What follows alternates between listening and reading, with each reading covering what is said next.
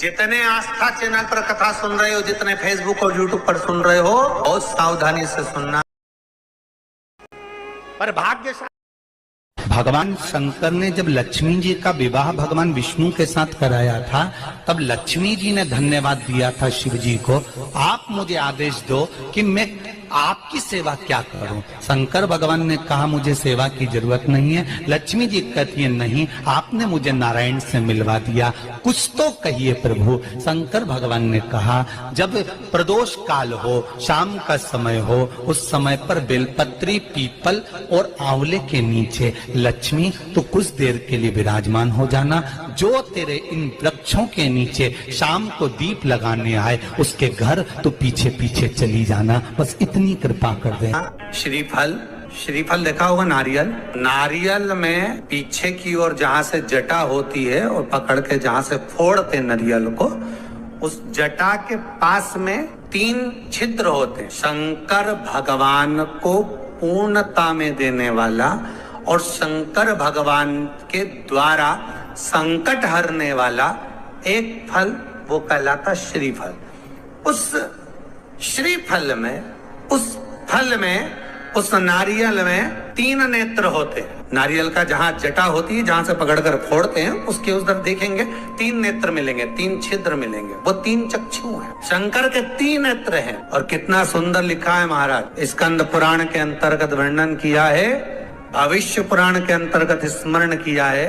जितने भाई बहन सुन रहे हैं बड़े ध्यान से सुनना महाराज। श्रीफल जो नारियल आप कलश पे रखते हो, जो नारियल आप मंदिर में ले जाते हो, पूजन करते हो, तो 3 चक्षु नारियल, 3 नेत्र वाला नारियल, अर्थात नारियल की जहाँ जटा होती है वहां उसके 3 नेत्र होते हैं। तो महाराज शिव पुराण कहती है, स्कंद पुराण कह रही है, तो उसको शुक्रवार पड़े, तो शुक्रवार वाले दिन उस नारियल को एक बेलपत्री के साथ में महाराज अंदर तिजोरी में या अलमारी में, या आपकी जहां बरकत होती है, दुकान का जहां व्यापार व्यवसाय चलता है, अलमारी होती है या गुल्लक होती है या तिजोरी होती है या अलमारी होती है, उसमें उसको रख दिया जाता है। और रखने के बाद में दूसरा दिन और शनिवार के दिन उसको निकाल लो, और निकालने के बाद उसको पूरे घर में घुमाने के बाद में श्री गणेश जी के मंदिर में, जो भी तुम्हारे घर में, तुम्हारे गांव में, तुम्हारे नगर में जो गणेश जी का मंदिर हो, उस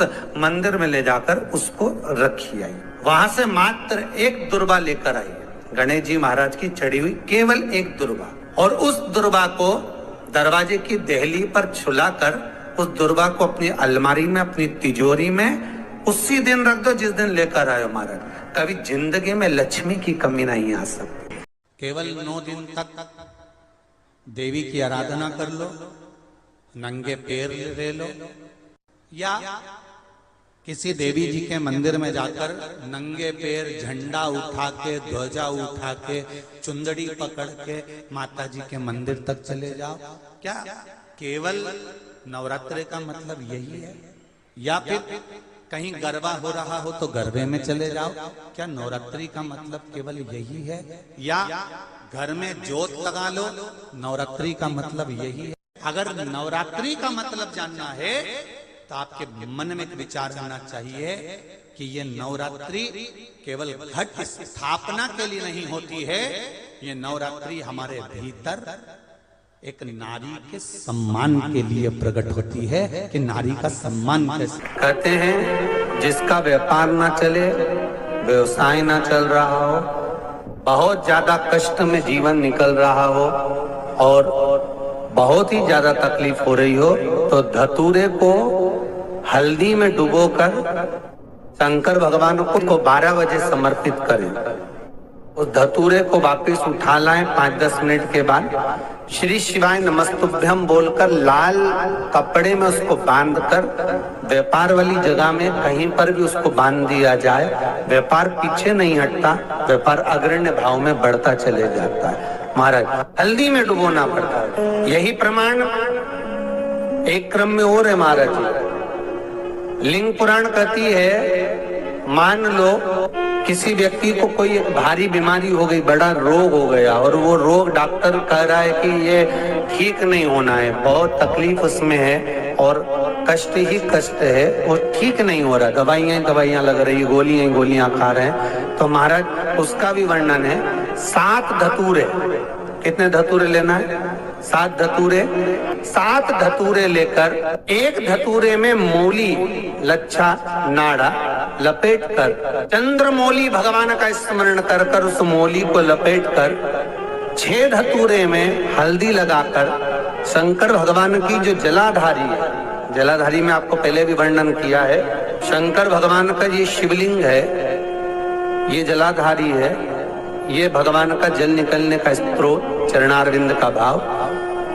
शिवलिंग जहां रखा हुआ है ये पार्वती जी का हस्त कमल है, जो ये गोल भाग है ये पार्वती का हस्त कमल है, जहां शिवलिंग रखा है। जहां से जल नीचे गिरता है उसके सीधे भाग में श्री गणेश जी महाराज का स्थान है, उसके उल्टे भाग में श्री कार्तिकेय जी का स्थान है। जलाधारी के सामने एक मोटी सी लाइन होती है, कहीं सांप बना होता है, कहीं स्थान बना होता है। जो मोटी सी लाइन है ये शंकर भगवान की सबसे छोटी लड़की अशोक सुंदरी का स्थान है। जलाधारी के ऊपर जो 3 टेकी लगी है ये भृगु ऋषि का, भृंगी गण का स्थान है।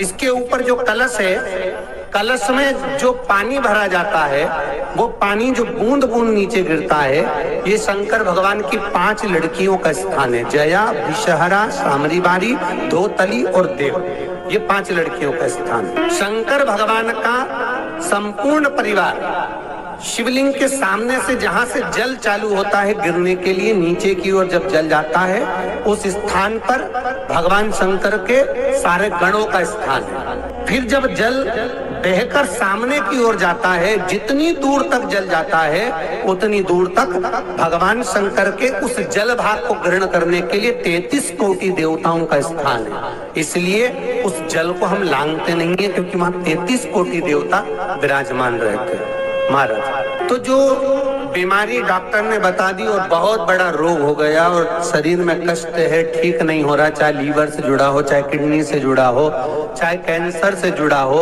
और मान लो शरीर में कहीं गांठ भी हो गई है और वो मिटी नहीं रही हो, तो महाराज निवेदन है 7 धतूरे, एक धतूरे पर मोली लपेट कर वो शंकर जी के शिवलिंग के ऊपर चढ़ाना। 6 धतूरे, उसमें से एक धतूरा भगवान श्री गणेश जी का स्थान, दूसरा धतूरा श्री कार्तिकेय जी का स्थान, तीसरा धतूरा अशोक सुंदरी का स्थान।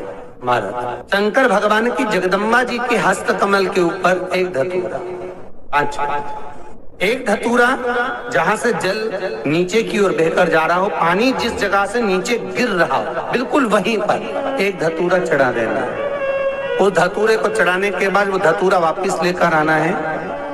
अवधूतेश्वर महादेव का नाम लेकर या चंपेश्वर महादेव का नाम लेकर उस धतूरे को जो बीमार व्यक्ति है उसका स्पर्श कराकर बेलपत्री के पेड़ के नीचे पटकवा देना है महाराज। धीरे धीरे रोग में आराम मिलना प्रारंभ हो जाता है, औषधियां धीरे धीरे समाप्त हो जाती हैं और व्यक्ति स्वस्थ हो जाता है। आज भी नियम है, जिस लड़के लड़की का विवाह नहीं हो रहा हो, शादी नहीं हो रही हो, बहुत परेशान हो गए, कहीं मंगल है, कहीं राहु है, कहीं केतु है, कहीं कालसर्प दोष है, कहीं कुछ है, बच्चे बच्ची का विवाह नहीं हो रहा, बार बार देखने आते हैं पर विवाह पक्का नहीं होता, कुछ ना करिए, चंदन की 3 बिंदियां और उस अशोक सुंदरी के स्थान पर आप कर लगवा दीजिए और उसी 3 बिंदी में से थोड़ा थोड़ा सा चंदन जहां पर लड़का लड़की सोते हैं उस कमरे में लगवा दीजिए।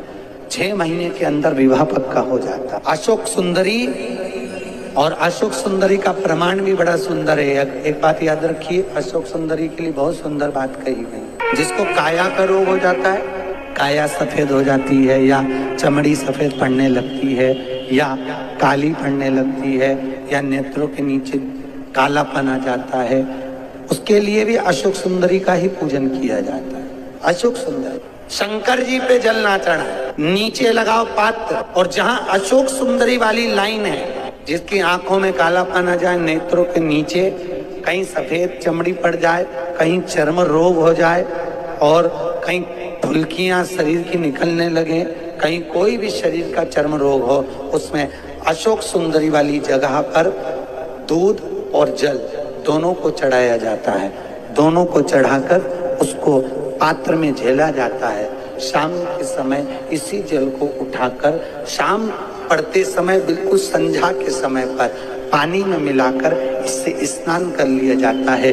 चर्म रोग समाप्त हो जाता है। जो ब्याज बट्टे का काम करते हैं ना, उधारी पैसा दे देते हैं और पैसा नहीं आता है, या दुकान पे से पैसा उधार देना है, उनको विशेष ध्यान रखना चाहिए अशोक सुंदरी का। बहुत अशोक सुंदरी का बिल्कुल ध्यान रखना चाहिए। जो उधार पैसा दें या उधार सामान दें, उसको अशोक सुंदरी का बड़ा स्मरण करना चाहिए। किसी को रुपया उधार भी दे रहे हैं तो अशोक सुंदरी के नाम की एक लौंग, पैसा देने से पहले एक लौंग अशोक सुंदरी के नाम की मुंह में रखकर खा ले, और जिस व्यक्ति को पैसा उधार दे रहा है उससे बात करके फिर उधार पैसा दे। वो पैसा आपका वापिस आएगा, ये गारंटी है। उसके बाप को देना पड़ेगा, नहीं देगा तो अशोक सुंदरी उसको खींच के लाएगी और पैसा आएगा। ये अशोक सुंदरी का प्रमाण है।